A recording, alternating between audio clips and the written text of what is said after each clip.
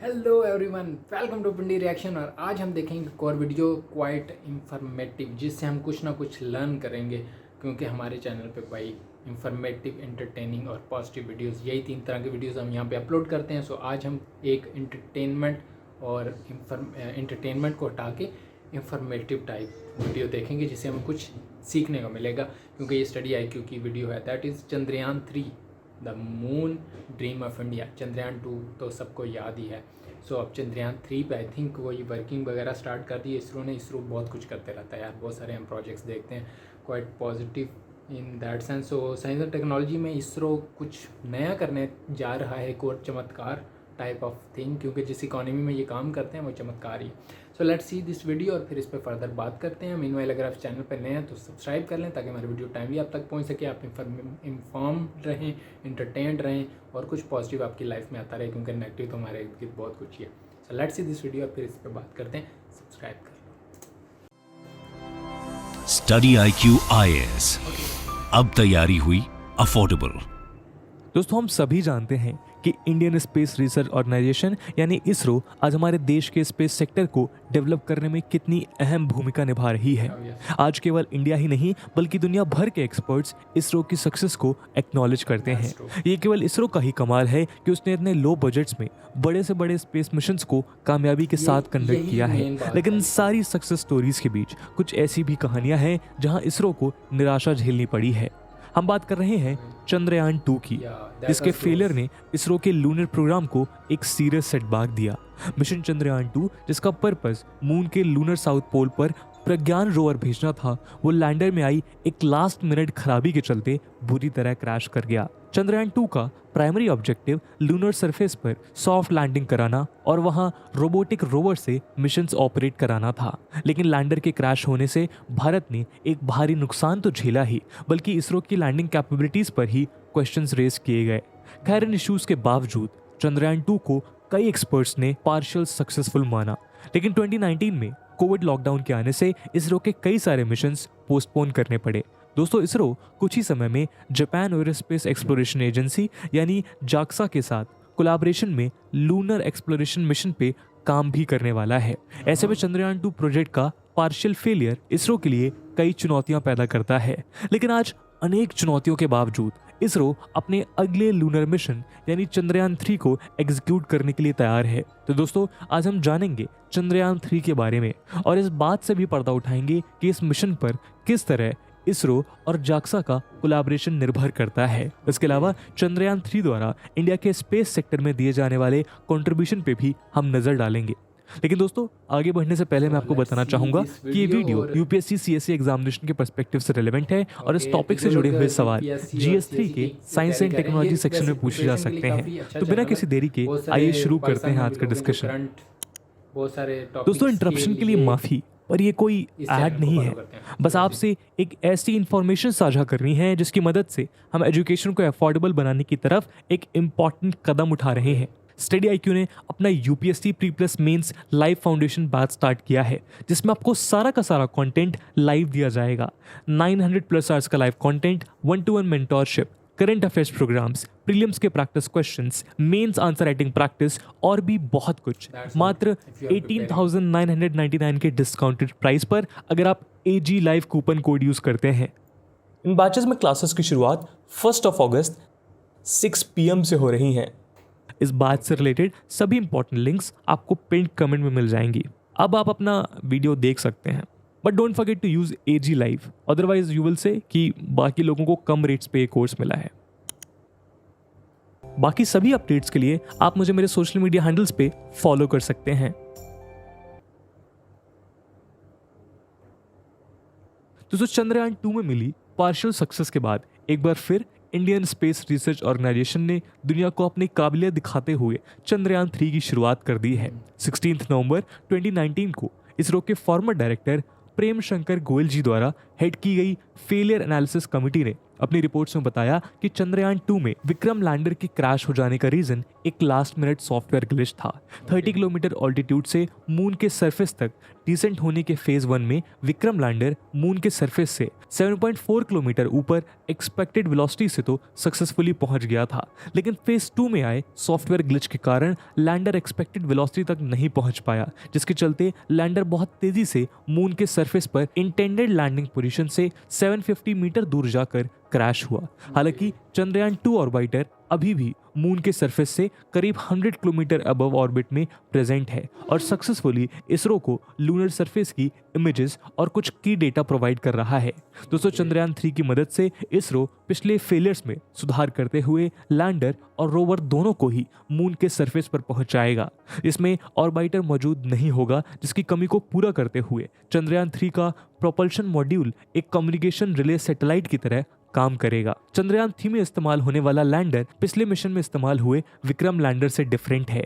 जहां विक्रम लैंडर में 5 800 Newton engine मौजूद थे, वहीं अब सुधार करते हुए चंद्रयान 3 में इस्तेमाल होने वाले लैंडर में सिर्फ 4 ही थ्रॉटल एबल इंजन्स लगाए गए हैं और एक न्यू एडिशन करते हुए लैंडर में एक लेजर डॉपलर वेलोसीमीटर भी इंस्टॉल किया गया है, जिसकी मदद से लैंडिंग के दौरान लैंडर की स्पीड और भी एक्यूरेटली मेजर की जा सकेगी। साथ ही साथ लैंडर के सॉफ्टवेयर और एल्गोरिदम्स में भी चेंजेस किए गए हैं ताकि कम्युनिकेशन को और भी बेहतर करा जा सके। दोस्तों, बात करते हैं इस मिशन को मिली फंडिंग की। तो दोस्तों, अगर पिछले मिशन चंद्रयान 2 को देखें तो उसका कुल बजट था 970 करोड़ रुपीस, जहां GSLV Mk3 जैसे हायर लोड कैपेसिटी वाले लॉन्च व्हीकल का इस्तेमाल हुआ था, जिसके चलते इस मिशन की लॉन्च कॉस्ट थी 367 करोड़।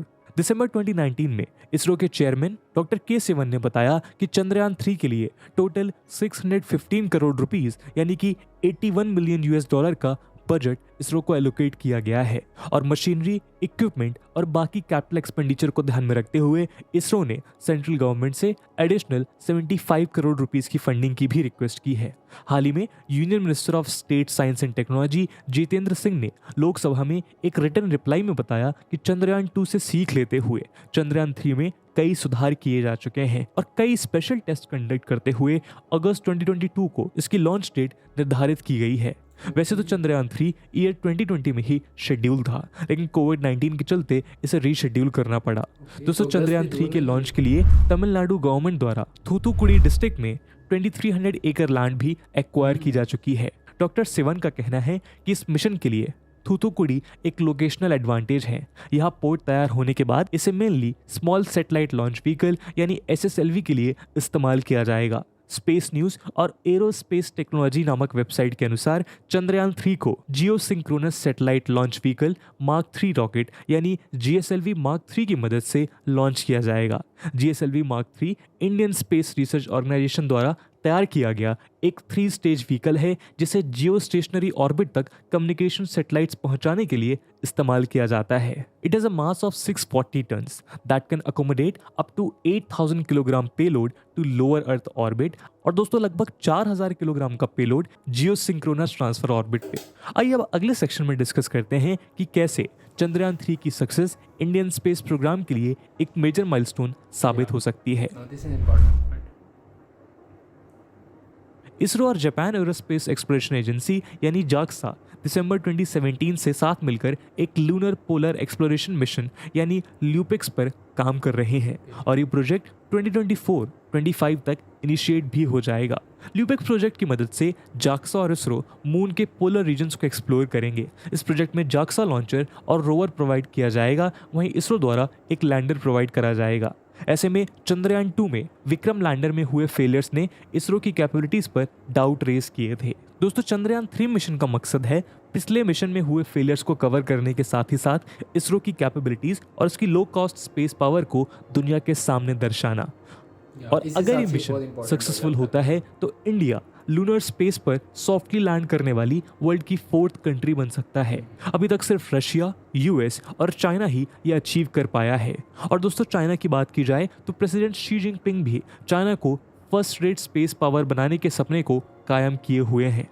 चाइना रशिया के साथ एक मेमोरेंडम ऑफ अंडरस्टैंडिंग भी साइन कर चुका है, जिसके चलते आने वाले 2 डिकेड्स में चाइना और रशिया मून पर रिसर्च स्टेशन स्टैब्लिश करने की प्लानिंग में है।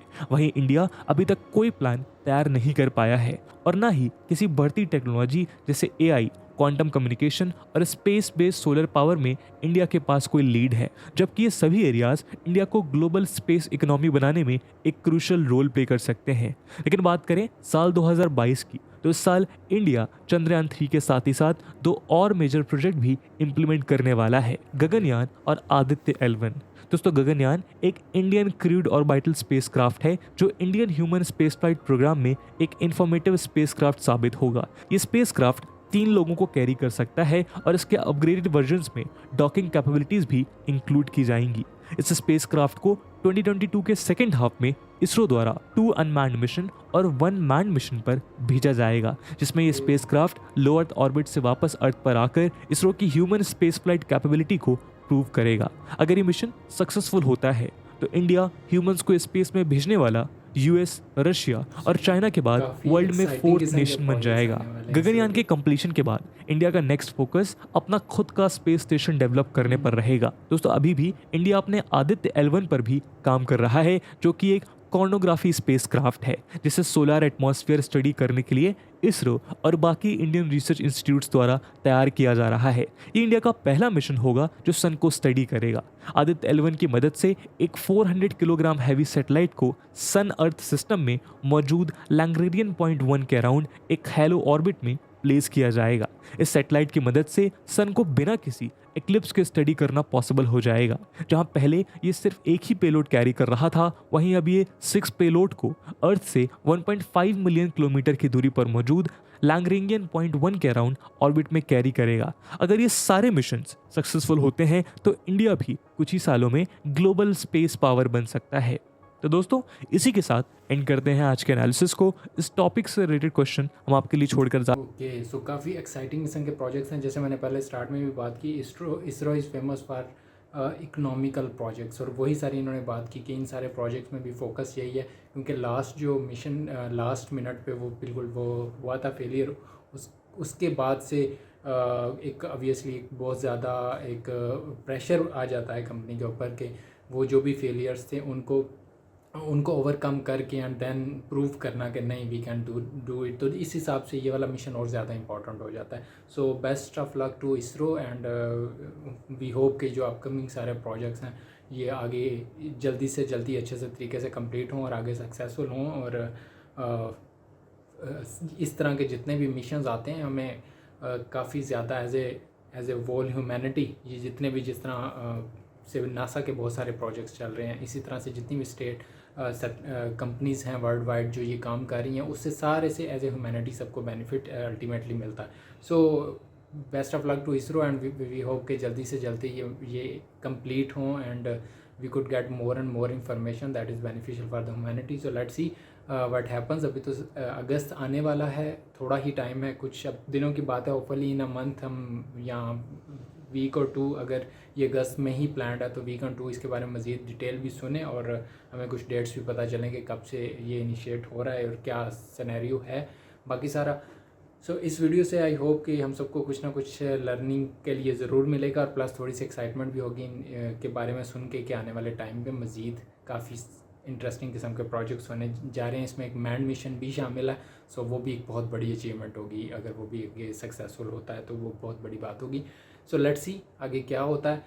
मीनवाइल ये वीडियो आप लोगों को कैसी लगी और इसके बारे में अगर आप कुछ ऐड करना चाहें तो नीचे comment section is for you. बाकी कोई और वीडियो आप चाहते हैं मैं देखूँ तो उसका लिंक दे दें, यहाँ you can name in the contact comments कि हाँ मुझे इंस्टाग्राम पे कांटेक्ट कर सकते हैं। See you guys in next video, till then take care.